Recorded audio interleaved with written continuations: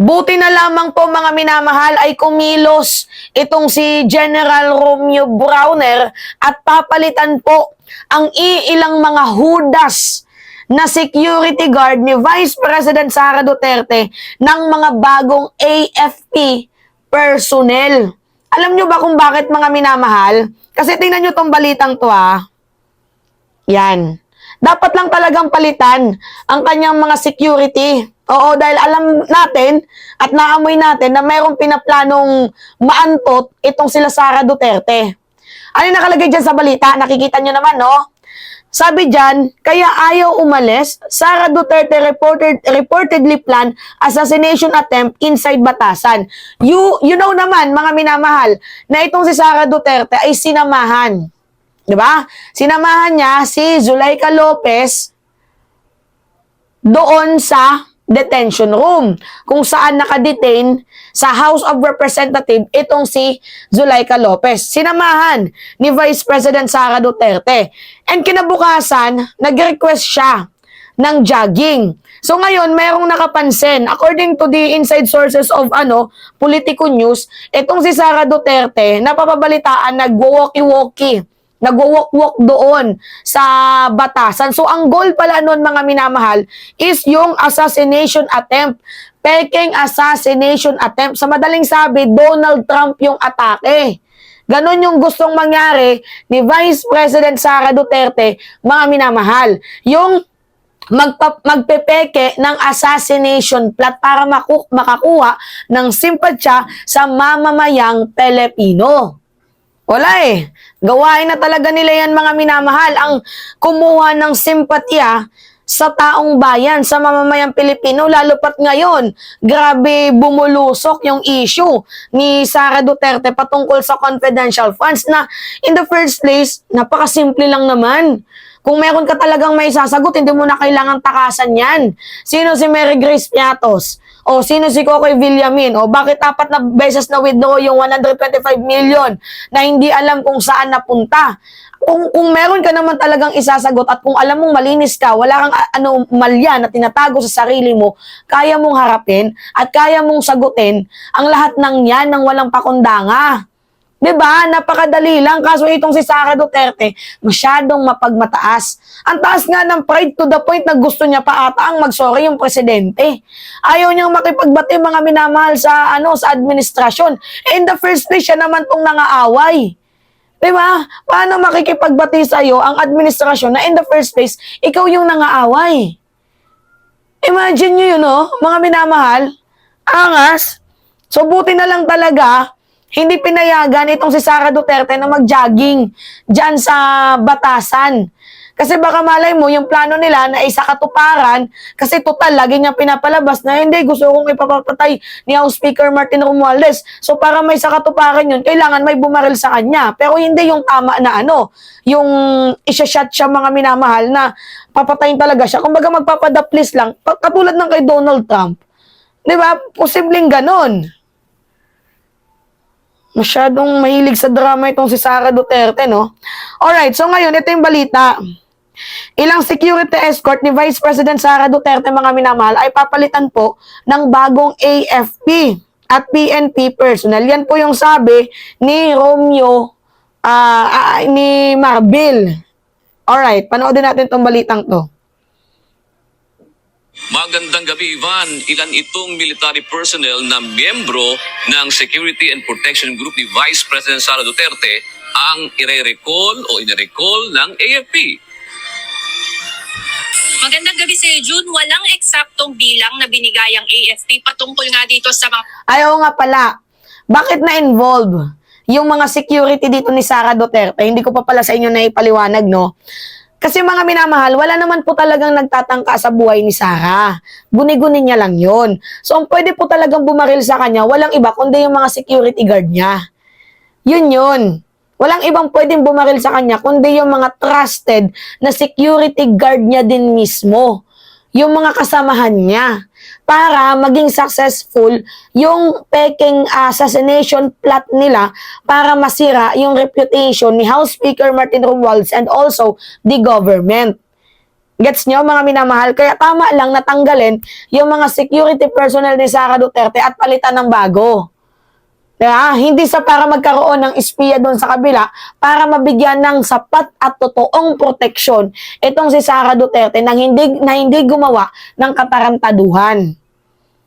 Kaloka no? Nagigets nyo ba ako, mga minamahal? Pansamantalang tatanggaling military personnel mula sa Security and Protection Group ni Vice President Sara Duterte. Wala ring bilang na ibinigay kung ilang bagong set ng security personnel ang ipapalit sa mga babawiing escorts. Kinumpirma ni Armed Forces of the Philippines Chief of Staff General Romeo Browner Jr. na may ire-recall na military personnel mula sa Vice Presidential Security and Protection Group. Sa panayam sa media sa Camp Aguinaldo kanina, sinabi ni General Browner na aalisin muna ang ilang military personnel na nagbabantay kay Vice President Sara Duterte matapos silang maisyuhan ng sapina mula sa Philippine National Police. Hindi Okay, ninyo mga minamahal, inisyuhan din po ng sabpina ang mga security escort ni Sara Duterte dahil napaka-loyal sa kanya.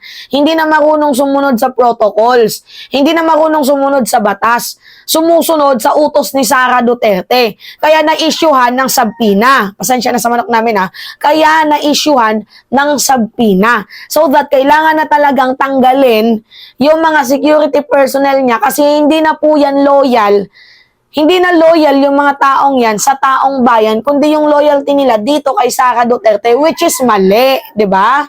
Nagigets ako ninyo, mga minamahal, maling-mali po na ibigay ng mga security escort ni Sara Duterte ang loyalty sa kanya dahil in the first place, ang nagpapasweldo dyan, taong bayan. Hindi naman si Sara. Gets nyo?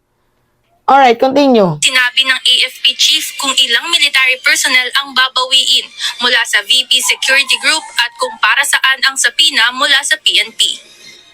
The reason why we are doing this is because we received a subpoena from the Philippine National Police, no? At iimbestigahan yung mga members ng VP-SPG. Hindi pa namin alam yung specifics nung kaso, no, or yung investigation. But because yun nga, may subpoena sila, it means to say that hindi nila kayang gampanan yung tungkulin nila to protect and secure the Vice President. That is why we are temporarily pulling them out, replacing them. No? We are going to replace them. Ayon kay General Brown, Okay. Nagigets nyo na yung punto? So, sa madaling sabi, mga minamahal, itong si Sara Duterte at ang kanyang VSPG, wala talagang ibang ginawa kundi para-para sila ng ugali. Utak tukmol. Hindi naman matatanggal yung mga security personnel ni Sara Duterte kung marunong lang sumunod sa protocols. 'Di ba? Marunong lang sumunod sa batas. Kaso ang nangyari, mga minamahal, ang mas sinusunod nila lalo, itong si Sara Duterte. Which is wrong. So, nakarapat lang talaga yung ginawa ni ni Browner, natanggalin. Pagtatatanggalin yung mga kinang-inang yan, kasi walang ibang ginawang matino, kundi suportahan yung katarantaduhan ni Inday Sara Duterte. Na in the first place sana, yung loyalty nila ay sa taong bayan, hindi sa taong di umano'y supporters ng mga kriminal. At mayroong private army na tinatawag na Davao Death Squad. We do not know about that. Pero yung punto dito, nakakapat lang. Kasi for the security din naman ito ng ating Vice Presidente. O tingnan mo, iniisip pa din namin yung security mong gaga ka, kahit nakakagigil ka. 'Di ba? Para pa din ito sa seguridad mo. At isa pa, ikaw yung nagpapahamak sa mga kapwa-tao mo. Tapos magagalit ka pag sila itinanggal, tapos sasabihin mo, ginigipit. No, hindi sila ginigipit. Tinanggal sila kasi hindi nila nasusunod yung tungkulin at gampanin na ikaw ay protektahan. Bagkus nai-involve pa sila sa kaguluhan dahil sa ginagawa mo. So, kasalanan mo yan in the first place kung bakit matatanggal yung mga tauhan mo. Yun yung totoo dyan. Diba? Tumunog yung manok. Oh, ngayon ang tanong dito, agree kaya, papayag kaya itong si Sara Duterte na palitan, 'di ba, ang kanyang mga VSPG? Yan yung pinaka-genuine question dito, kung papayag itong si Sara Duterte. Pero no matter what, pumayag man siya sa hindi, mali. Ang mali ay hindi pwedeng sundan pa ng isang pagkakamali. So, dapat aksyonan yan. Yan yung nararapat dyan. Wala siyang magagawa. Kung palitan. Kung ayaw niya tanggapin yung ipapalit, edi manahimik siya, bawasan yung kanyang mga security guard na involved sa mga kaguluhan ng mga sangkot at yung mga nasabpina. Yun. Alright, mga minamahal. Salamat, Browner. Anyway, magpapaalam na po ako, mga minamahal. It's me again, si Mima Alicia nyo. At nagbabalik ulit para sa ating panibagong video.